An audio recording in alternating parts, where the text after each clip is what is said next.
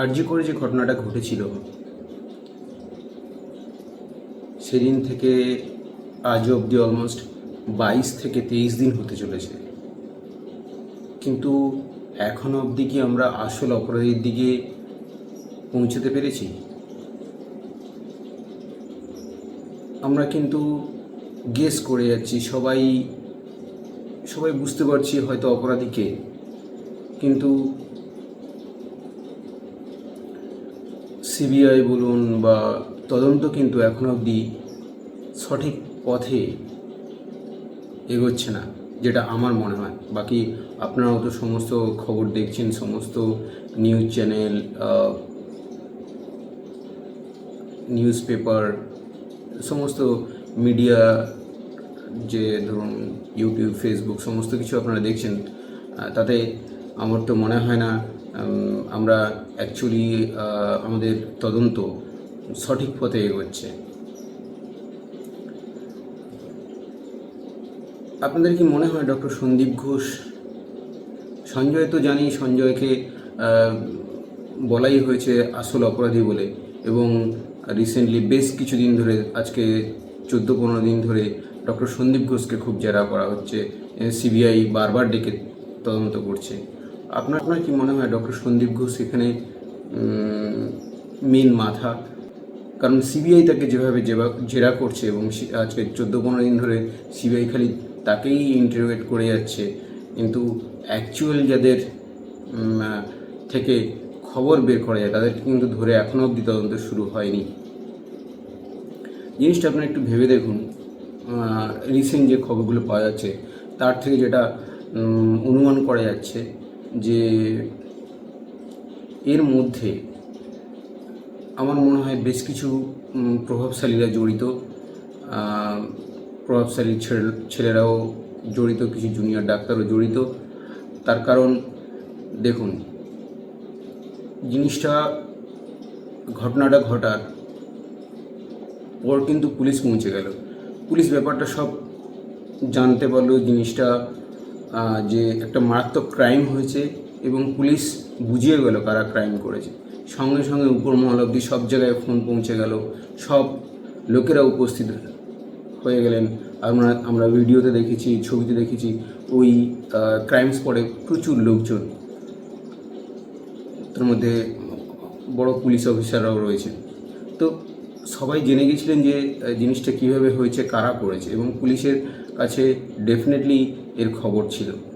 এবং এই জিনিসটাকে যাতে ভালোভাবে ছড়িয়ে না যায়, এটা কিন্তু আমার মনে হয় উপর মহল অবধি, আমাদের স্বাস্থ্য মন্ত্রক অবধি বা উপর মহল অবধি ভালো রকম যোগাযোগ হয়েছে, কথাবার্তা হয়েছে, এবং জিনিসটাকে সুন্দর করে সাজানো হয়েছে।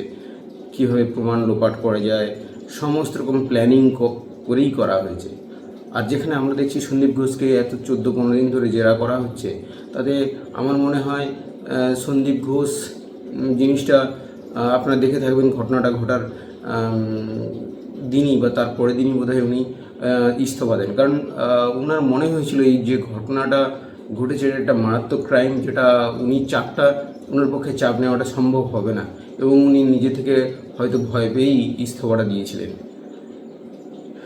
তো আমার মনে হয় ইনভেস্টিগেশনটা আমাদের ঠিক পথে যাচ্ছে না। যারা তদন্ত করছেন, আমার মনে হয় জিনিসটা আরও একটু ভালো করে স্টাডি করুন। এর মধ্যে কিন্তু অনেক প্রভাবশালীরা জড়িত রয়েছে, এবং পুরো প্ল্যান মাফিক রিপোর্টটাকে, এই ঘটনাটাকে সাজানো হয়েছে যাতে কোনো প্রমাণ না থাকে, যাতে মানে ঘটনাটা ঘটার পরে পুলিশের কাছে তদন্ত চলে গেল না, এবং বলা হলো যাতে সোজা একদম সিবিআইয়ের কাছে এটা তদন্ত যায়। কারণ ইনারা যথেষ্টভাবে কনফিডেন্ট ছিলেন যে আমরা অলমোস্ট প্রমাণ লোপাট করে ফেলেছি, এবার সিবিআই তুমি দায়িত্ব নাও, তোমরা আর কিছু করতে পারবে না।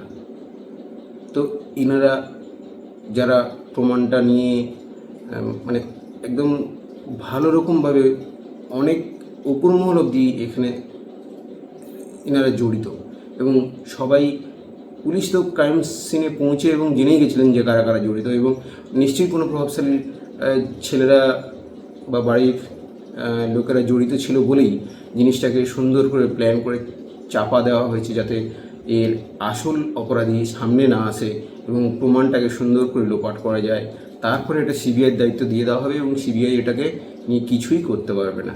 এবং যেটা আমরা দেখছি সেটা ঘটছে। জানি না, হয়তো সিবিআই এতদিন ধরে ইনভেস্টিগেট করেছে, কিছু ভালো রিপোর্ট আসবে, কিন্তু সিবিআই রিপোর্টে আমার মনে হয় না আমরা খুব আশাবাদী রিপোর্ট পাবো। সবাই আশা করছি এর যাতে তাড়াতাড়ি বিচার হয়, যারা অ্যাকচুয়াল অপরাধী তারা যেন ধরা পড়ে এবং তাদের জন্য যথাযথ শাস্তি হয়।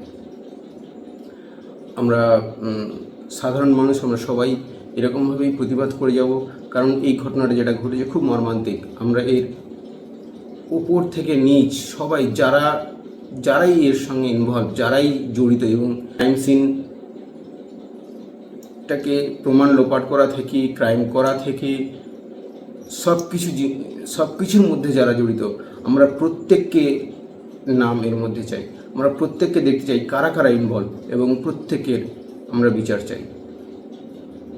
আমাদের জাস্টিস পেতেই হবে। আমাদের ডক্টর অভয়া এর জন্য আমাদের জাস্টিস নিয়ে আসতেই হবে। আমাদের সমস্ত সাধারণ জনগণকে বলছি, যারা আমরা শান্তিপূর্ণভাবে প্রতিবাদ করছি, এরকমভাবে প্রতিবাদ করে যাব যতদিন না আমরা প্রকৃত জাস্টিস পাচ্ছি।